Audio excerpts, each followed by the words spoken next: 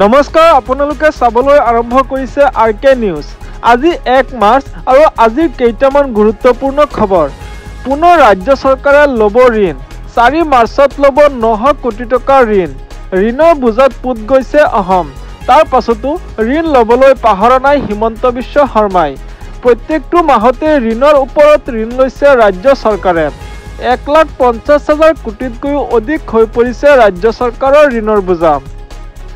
পাকিস্তানৰ মছজিদৰ ভিতৰত বোমা বিস্ফোৰণৰ ফলত 5জন লোক নিহত হৈছে। শুক্ৰবাৰে জুম্মাৰ নামাজৰ সময়তে হৈছে বোমা বিস্ফোৰণ। কেইবাজনো লোক আহত হৈ পৰিছে। বৰষুণৰ বাবে বাতিল কৰা হৈছে অষ্ট্ৰেলিয়া আৰু আফগানিস্তানৰ খেল। দুয়ো দলে ভগাই ল'লে 1-1 পইণ্ট। 4 পইণ্টেৰে ছেমি ফাইনেলত প্ৰৱেশ কৰিছে অষ্ট্ৰেলিয়া। দেশৰ আটাইতকৈ দুৰ্নীতিগ্ৰস্ত মুখ্যমন্ত্ৰীয়ে হৈছে মুখ্যমন্ত্ৰী ডক্টৰ হিমন্ত বিশ্ব শৰ্মা। ডক্টৰ হিমন্ত বিশ্ব শৰ্মাৰ দুৰ্নীতিৰ সকলো তথ্য AICCক প্ৰদান কৰিছে APCCN। যেতিয়া কংগ্ৰেছৰ চৰকাৰ আহিব তেতিয়াই হিমন্ত বিশ্ব শৰ্মাৰ দুৰ্নীতিৰ পৃষ্ঠা খোল খাব বুলি মন্তব্য কৰিছে কংগ্ৰেছে। কংগ্ৰেছ চৰকাৰ অহাৰ লগে লগেই হিমন্ত বিশ্ব শৰ্মাৰ দুৰ্নীতিৰ এটা পৃষ্ঠা খোল খাব বুলি সকীয়াই দিছে কংগ্ৰেছে। 2026 চনৰ বিধানসভাৰ নিৰ্বাচনত কংগ্ৰেছৰ মূল ইছ্যু হ'ব হিমন্ত বিশ্ব শৰ্মাৰ দুৰ্নীতি। 800 কোটি টকা খৰচ কৰি অসমত নিৰ্মাণ কৰা হৈছে টুইন টাৱাৰ। ইতিমধ্যে সম্পূৰ্ণ কৰা হৈছে 60% কাম।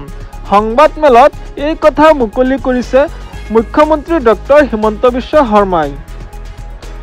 দিনত 5 বাৰকৈ কিয় আজান দিয়া হয় তাক লৈ প্ৰশ্ন কৰিছে বিতৰ্কিত শিখা শৰ্মাই।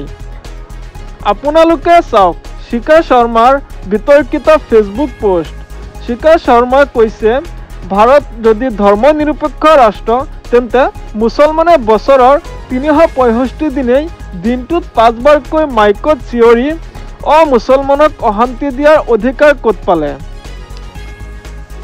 28 ফেব্ৰুৱাৰীত দৃশ্যমান হ'ব সৌৰজগতৰ 7টাকৈ গ্ৰহ।